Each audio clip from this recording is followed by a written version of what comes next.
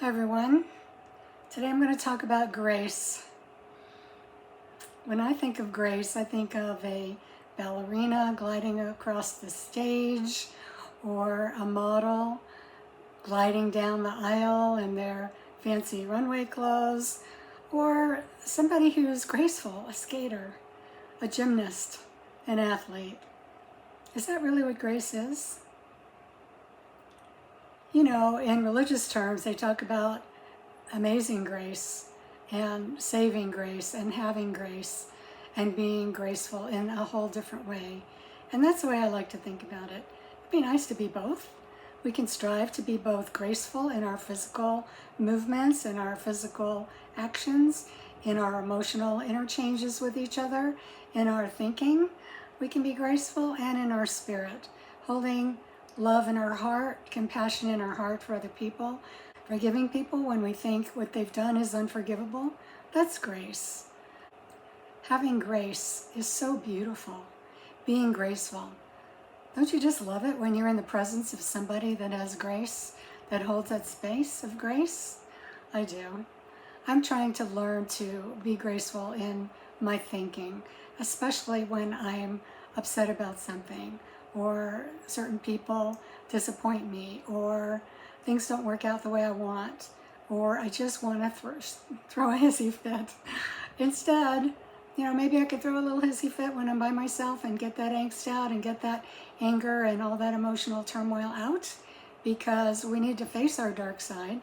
We need to, recognize that we are not only light, that we are also dark, and achieve a sense of balance and a sense of grace when putting them together, when living our life in the full spectrum. And if you know me at all, if you've listened to some of my work, I am an advocate of being graceful on all levels of our being: physical, emotional, subconscious, conscious, mental, and spiritual. So probably the hardest part is subconscious, because that stuff is below the waterline, so to speak.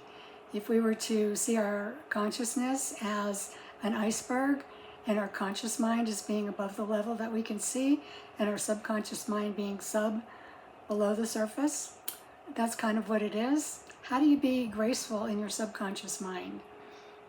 You can learn to do that in order to release the traumas and triggers and all the terrible things that have happened, and our twisted way of doing things that are stuck in our subconscious mind.